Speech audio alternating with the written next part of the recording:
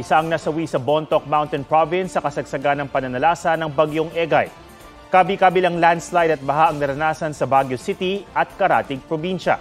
May live report si Joan Ponsoy ng GMA Regional TV, 1 North Central Luzon. Joan? Atom, wala pa ring supply ng kuryente dito sa Tuba, Benguet, kaya ang ilang establishmento umaasa sa kandila para magkaliwanag. Tuloy-tuloy pa rin ang nararanasang pag-ulan dito sa lugar.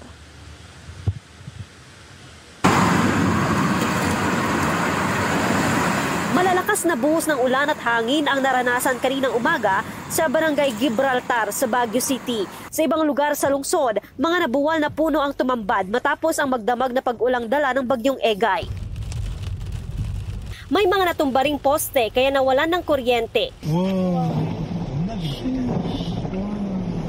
Baha sa ilang kalsada, natabunan ng gumuhong lupang ilang sasakyan sa kalsada. Malakas naman ang hampas ng tubig sa poste ng tulay sa bahaging ito ng Chico River sa Bontoc Mountain Province. Natrap sa tabing ilog ang ilang sasakyan. Ang sasakyang ito pinagtulungang hilahin mula sa ilog matapos tangayin. Nalubog naman sa baha ang taniman ng strawberry sa La Trinidad, Benguet. Malakas at tila nangangalit ang hanging dala ng bagyong Egay sa bayan ng Kasiguran, Aurora. Nilipad ang bubong ng mga bahay at mga bakod na gawa sa yero. Halos tangayin din ang ilang puno ng saging. Kanya-kanyang paraan ang mga residente para mailigtas ang kanilang mga bahay. Sa bayan ng Baler, pinataob ng malakas na hangin ang isang bangkang nakadaong sa Pampang. Wala namang nasaktan. Pinabagsak ng hangin ang bakod ng isang junk shop na gawa sa yero. Nawalan din ng bubong ang ilang gusali. Malakas po talaga yung hangin kagabi. Kaya bumagsak po yan. Nagising po kami dahil sa lakas po ng hangin. Ay naglagapakan po yung mga debris. Umiiral pa rin ang no sailing at no fishing policy sa lugar.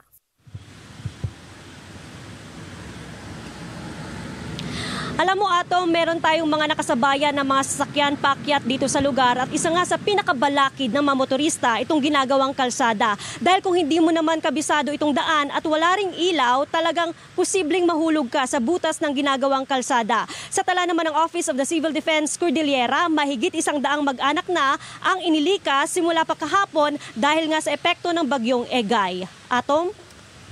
Maraming salamat, Joan Ponsoy ng GMA Regional TV, 1 North Central Luzon.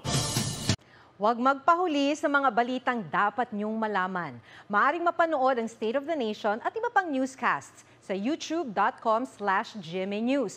I-click lang ang subscribe button. Sa mga kapuso naman abroad, maaari kaming masubaybayan sa GMA Pinoy TV at www.gmanews.tv.